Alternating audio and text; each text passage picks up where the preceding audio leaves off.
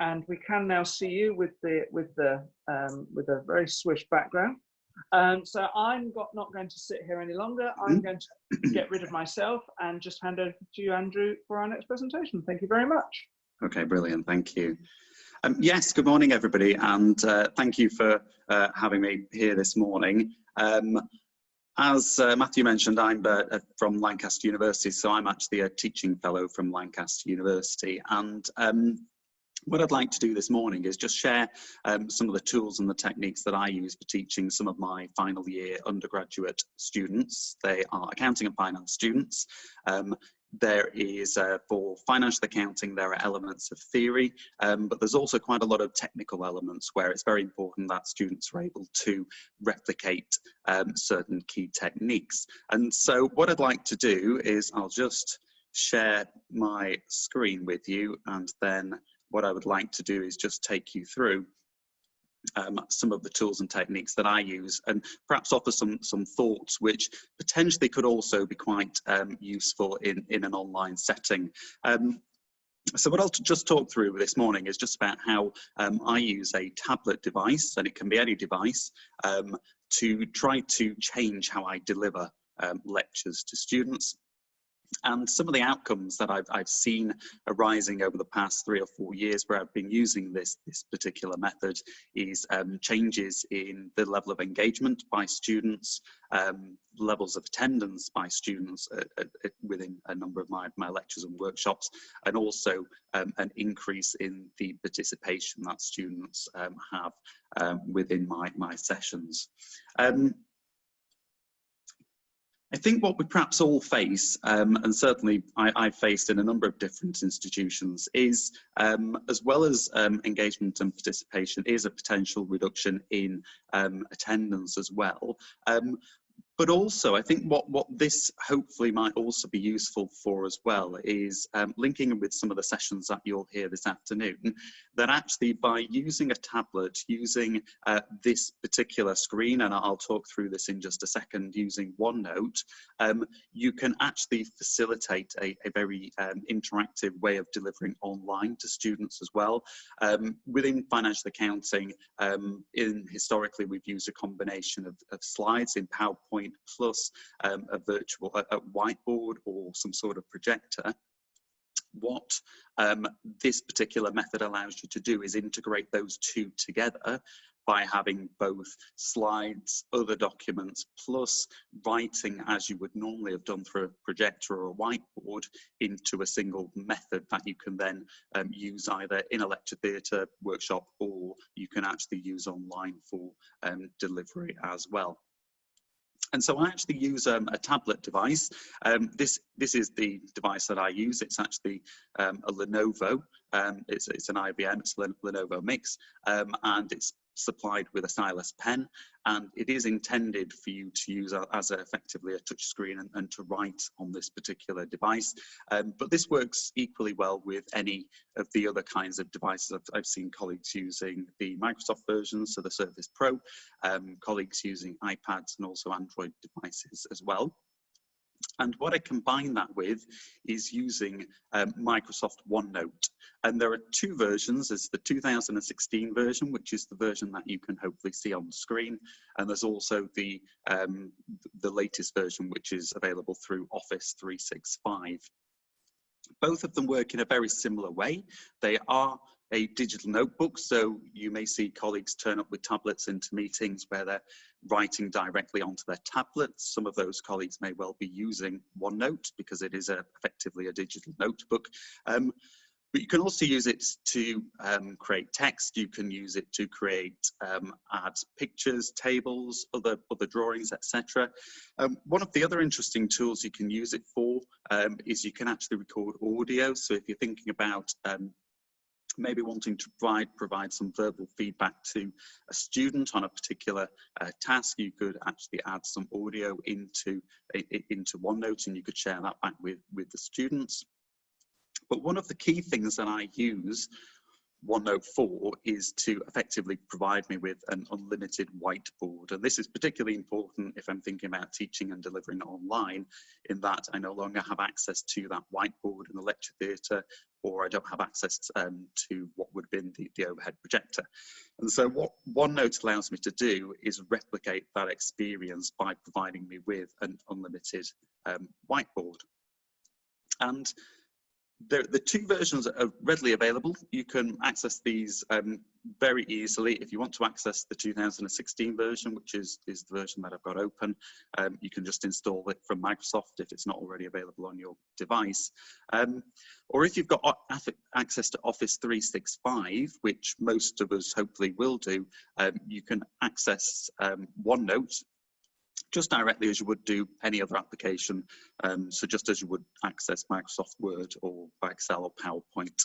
And what you can then do is you can then use this for delivery of lectures, workshop drop-ins, and even using it for meetings with students. So just as an example, yesterday I had a student, we had a conversation over Teams, and even the ability to be able to use OneNote to remotely show them an answer to a question that they had and they wanted to ask me was very, very useful.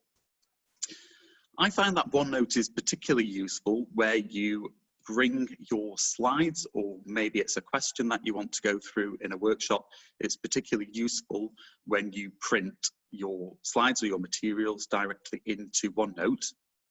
And this is what I've done here. It's very simple to do. You simply click on print and you select either send to OneNote 2016 or you print to OneNote. And what it does for you is it brings those slides into Microsoft OneNote. And what you can then do is you can write over these slides and you can actually then annotate them, you can edit them, etc. I actually use OneNote exclusively for all of my sessions. So I actually use it for lectures as well as workshops. I find it beneficial to actually produce quite a lot of your slides and your material first in Microsoft packages, so things like PowerPoint first, simply because there tends to be greater functionality in those different packages. And then once you print it into OneNote, you can then deliver in a very similar way to how you perhaps would have done previously. But if I just take you back a couple of years ago, so I started teaching my third year financial accounting module 2 years ago. So I've delivered this session now for 2 full years with students. And what I've got here for you is an example of the slides which we used previously. So if I go back to 2017, 2018, these are the types of slides that my sort of predecessor would have used with the students. And you'll notice that they're very, quite a lot of words on them, quite a lot of information. This is one of the key things that we need our students to understand as part of third year financial accounting. They need to understand this definition and this concept of control. And what they used to do is produce a set of slides and work through them step by step. But one of the significant issues there is that the number of slides were significant. So these were 3 out of 70 slides that were delivered to students. And the feedback that was received from students is that in majority of cases, the colleague in question didn't manage to complete all of the material, didn't manage to get through them. And you can actually see the way he moved the material that he didn't cover into later sessions. And so there was just far too much material for students to get through in a particular session. And so what I decided to do is actually take that material and condense it quite significantly into what are actually quite minimal slides. So for that same topic, which is on control, this is the one slide that I use in place of those previous 3 slides. And so I've reduced the amount of content that is being given to students. But what I do with this content is I then write over it. So if I just show you, for example, these are other slides that I use within third year financial accounting. I actually write over the slides. And I do this live in the lecture theatre. Now, it does take a little bit of practice. You do need to ensure that you're writing legibly and that students can see it. But the impact of this is that students become much more active in sessions. So I think we've all probably been in lectures where we've been delivering a set of slides to students, and you can see that they start to switch off. They start to use phones, social media. I've even had a student in the past, a number of years ago, who had a phone in the hand and actually fell asleep. So you could hear the phone hit the floor. And so what I've done here is actually try to encourage students to participate more. I actually encourage them to write additional notes over the slides that I share with them. And the interesting phenomenon here is that actually if you look at the students, once you finish writing on top of the slides, you can actually see those students.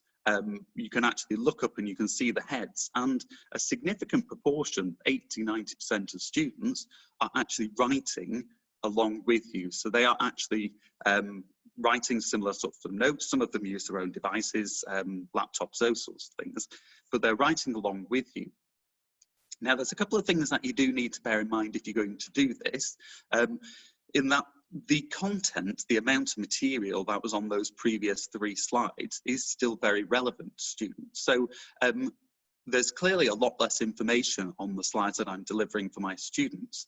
So what you may need to do is actually transfer some of this material into additional notes, additional supporting information, which is then shared with students in their collaboration spaces, which they can then use to actually read in their own time. You also then need to think carefully about how do you assess their knowledge of these particular things that you perhaps haven't covered in the lecture. And so I supplement these with additional multiple choice quizzes, additional polls, additional questions that we go through in drop-in sessions and we go through in workshops together. So pose those questions to them. What it also does as well is by using that and integrating things like multiple choice quizzes, different activities, questions and answers in lectures and in workshops, students actually become engaged. And you'll see towards the end of the slide where I start to talk a little bit about attendance and engagement as well, that students are becoming more engaged with this. Direct feedback from students is very positive, that they do appreciate the opportunity to have less information on slides, but the ability to write and to annotate the slides as they're going through the sessions. What you also need to do as well is make these slides available. You can make them available in PDF if you don't want to make them available in, say, PowerPoint, and students can simply annotate those if they just import them into OneNote, as I've done here, or you can make them available as PDFs or Word documents. So I use this throughout all of my lectures. I also use it in workshops. So I would simply print examples into OneNote, and then I would write over them. So you can actually just write directly over accounting questions, and students will be able to see the answer. I mentioned earlier that there was a student who I spoke to yesterday, actually, just to talk about, they wanted to ask me a little bit about a question on earnings per share. And so what I actually did for that student online is simply brought a slide. It was a particular question about a specific slide. I brought that slide into OneNote, and then we worked through together that particular answer. And what you can then do at the end of the session, if you wish, is you can actually then PDF that particular whatever you've written. So I PDF all the material from my my sessions, whether it be lectures or workshops, and then share that back to students as well. So they always get a copy of the annotated slides at the end of the session as well. I also use it in workshops. We have some very big questions in some of the workshops within financial accounting, where I expect students to be able to say, for example, produce a full consolidated set of financial statements. Very comprehensive, very big questions. And so what this enables me to do is you actually write directly over the question, and you can actually annotate, so you can highlight things. You can make it very clear which workings you want students to be able to produce. And what students will actually see me do live using OneNote and also recorded videos as well, is they also get to see me produce an answer to a full question.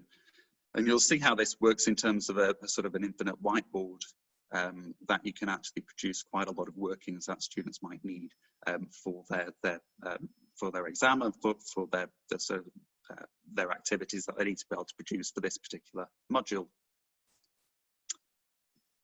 in terms of how this has sort of evolved over time and some of the advantages and the benefits and some of the feedback, what I've definitely noticed using this particular method over the last 3 or 4 years that I've used this is an improved levels of engagement and participation in class.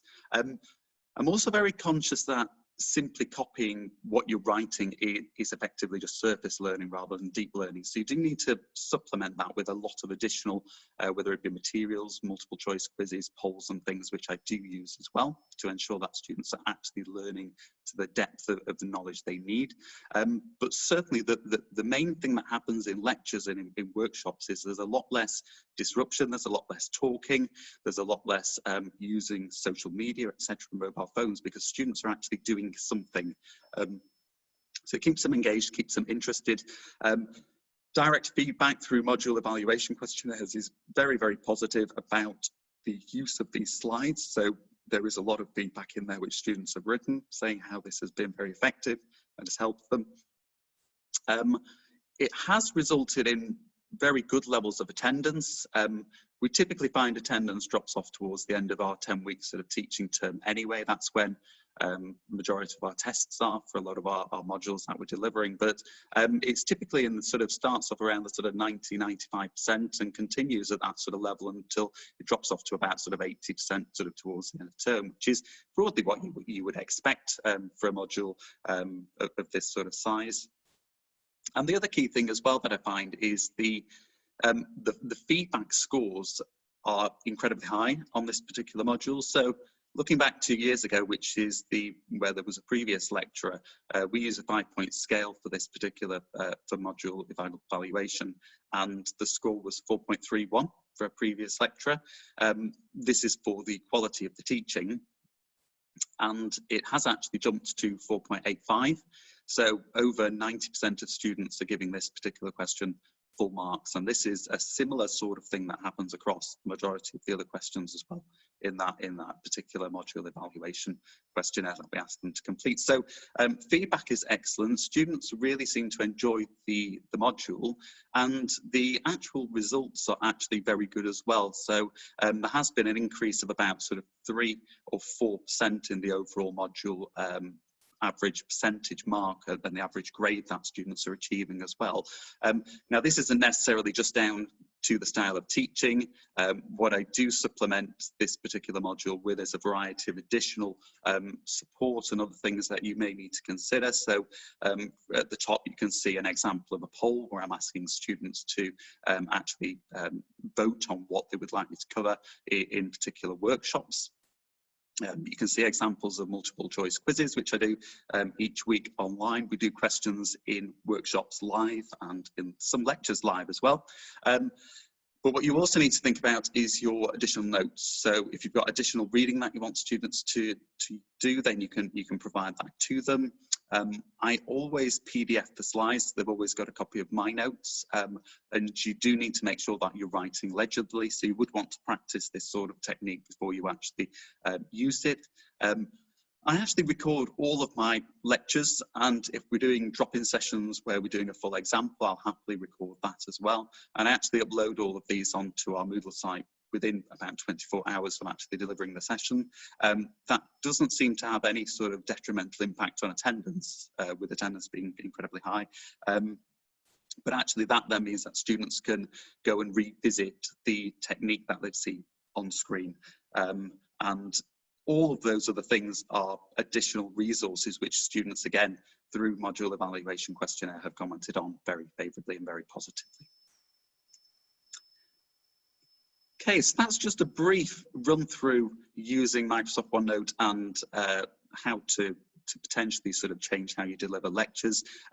As I mentioned at the start, this is definitely something that you could use when you're delivering sessions online with students, and hopefully it gives you some considerations of things you might be able to use going forwards. So we'll just stop sharing my screen there and hopefully take any questions. Okay, fantastic. Thanks very much, Andrew.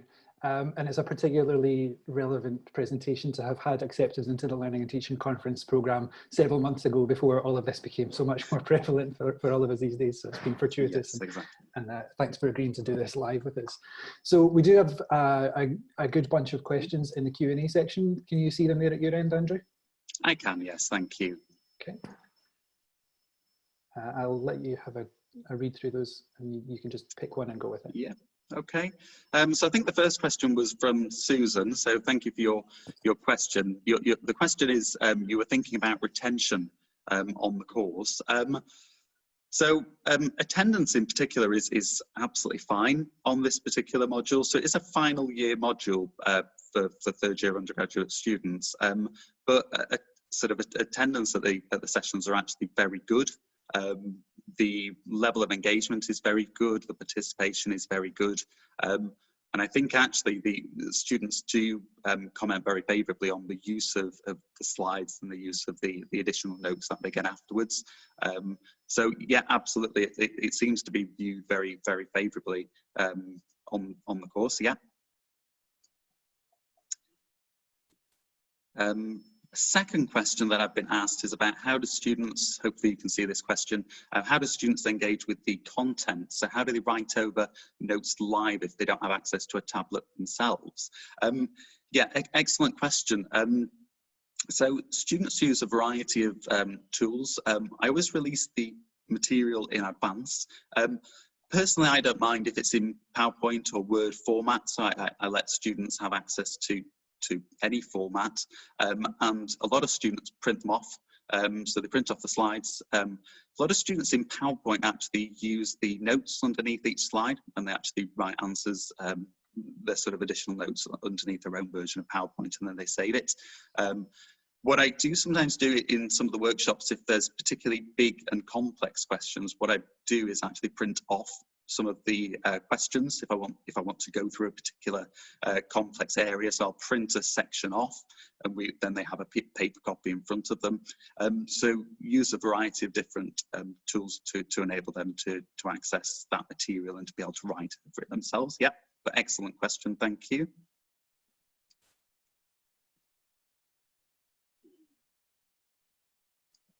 Just while Andrew's reading his next question to choose there, just for the benefit of anyone who's joined us since we gave the explanation at the start, we're using the Q&A function rather than the chat box to manage the questions. So if you have anything that you'd like to throw in, pop up the Q&A function with through the buttons at the bottom or the top of your Zoom screen.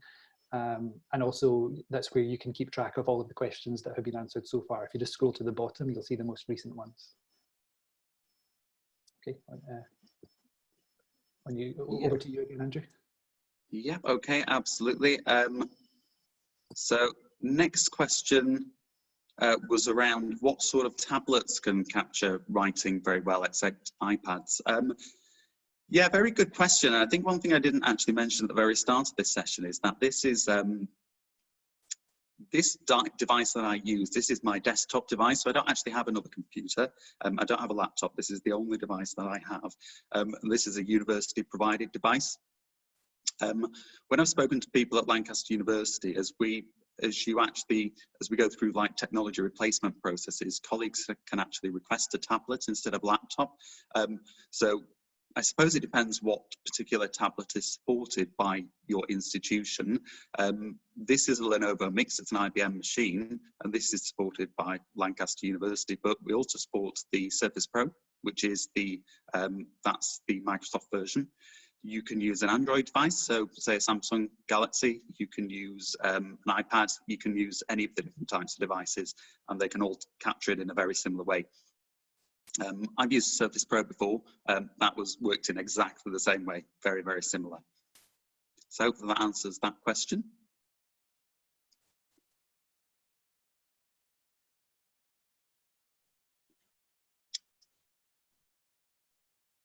I hope that's the question I've just put about accessibility. Yes, so one of the key things you want to consider is accessibility and how easy it is for students to be able to actually read handwriting. And you're absolutely right, it's a very, very important consideration. I think, as you mentioned in there, the supplementary material is very, very important. So absolutely, I would strongly recommend using that supplementary material to assist with students. What you can also use is, I think at Glasgow, I think the recommended sort of online delivery is Zoom. But if you think about sort of teaching online, if you record sessions using Microsoft Teams, they actually use Stream, which is where the recording is actually held, and that actually does effectively like a mini transcript of the video.